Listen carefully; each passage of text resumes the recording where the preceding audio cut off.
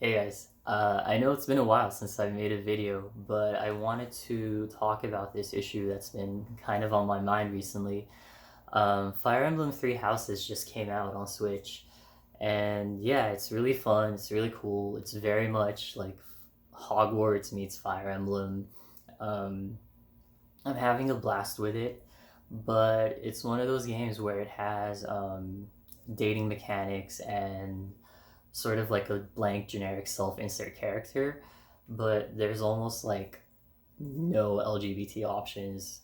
Um, and in terms of like the characters you could pursue, there's one from what I've read, and like I've been trying to avoid the spoilers, but I've heard it's pretty bad. And just one is pretty part paltry, I would say. Um, and it just makes me think of like general LGBT content in Japanese games. Um, and yeah, like I've seen a lot of pushback when people are like voicing their like dislike with this, and the first and biggest one will people will say, "Oh, why does this matter? It's just a game. Like, get over it." And look, in the grand scheme of things, yeah, you're right. Um, there are much more important issues to like pursue, or much more pressing issues, I should say. But like any piece of entertainment or art, um, they're like a reaction and a reflection of the current culture, but they also like shape and dictate and influence culture as well. So it's important for stuff like this to be mindful of representation and inclusivity. Um, and I've also seen people say, oh, well, this is a Japanese game made by Japan, for Japan, in Japan. Why are you pushing your sort of Western sensibilities onto it? And I I could see like a little bit of merit in that, but I don't think it really holds ground ultimately because like regardless of where a region or country or place is culturally on social issues like this, or how far they have or haven't progressed, queer people are everywhere, and if you happen to be in a place that isn't as quote unquote like liberated, doesn't mean you don't have a right to like the same amount of content and representation. And at this point, like stuff like this, they're like global products. They're localized and released in multiple countries, so they should be a little bit more prone to global sensibilities. Um, Another thing I've heard people say, well, should every game just be queer now? And no, of course not. I think creators and developers should be free to like make the games they want to make, to write the stories they want to write, like naturally and organically. Um, I don't think there should be like a checklist of like wokeness that everyone should hit. But the distinction, I think, is if you're making a game that has like a blank generic self insert for a character, if you're going out of your way to make a game that's gonna have dating mechanics, then at that point you should accommodate the player because the game is made to be a reflection of the player.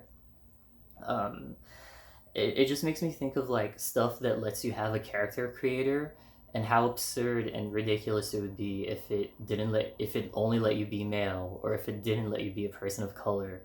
um, if it's supposed to be an avatar that represents you, then it should represent you.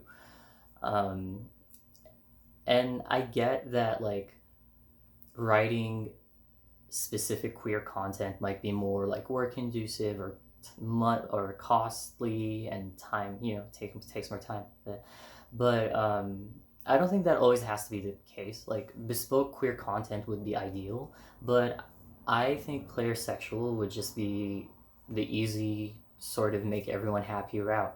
I've seen some pushback for that as well, where people will say it's just like a canned generic sort of answer or solution to the issue. But I don't know. My personal experience hasn't been that way. Like when I'm playing Stardew Valley, and if I'm like pursuing Alex, it still has his character arc of his struggles of wanting to become like a professional athlete or whatever, and him being player sexual or bi or just like ready to like cater to the player doesn't take away from that character arc or its like uniqueness.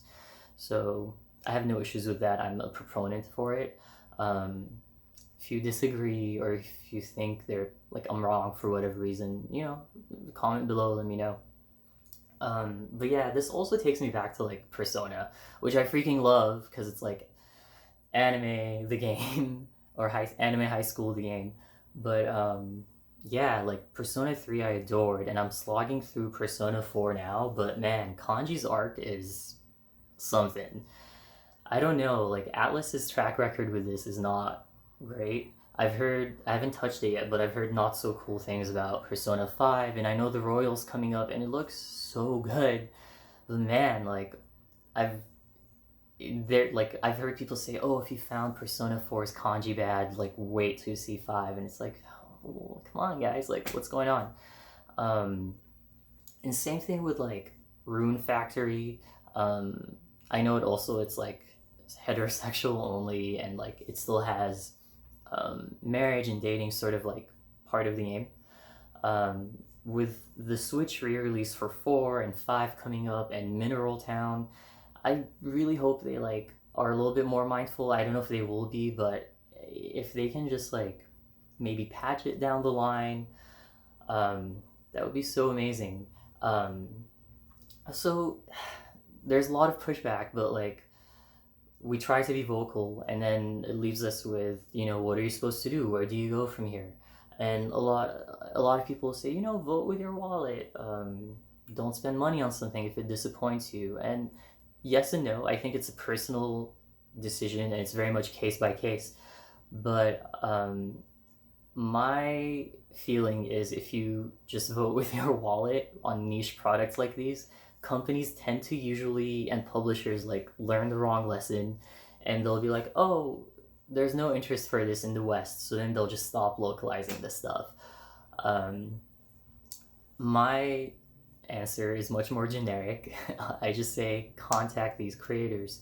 With Fire Emblem, I sent out an email and a tweet to like Nintendo of America, Nintendo of Japan, Intelligent Systems, Koei Tecmo, and I know it's a drop in the bucket. Like I know maybe one person will see it, assuming the language barrier isn't even there.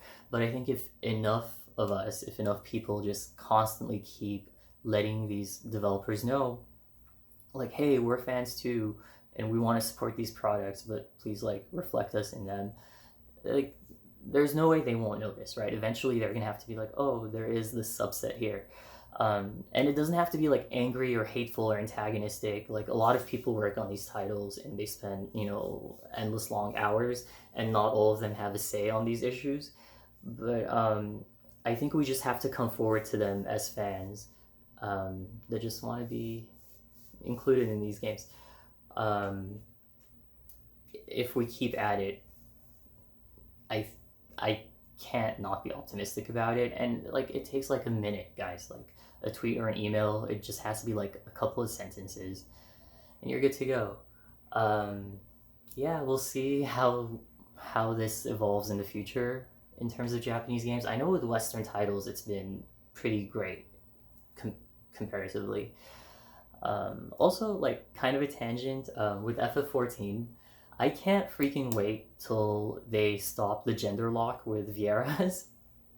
I've heard that it's a patch coming up, but I'm not so sure because I think male Vieiras would look pretty damn cool if I do say so myself, but we'll see.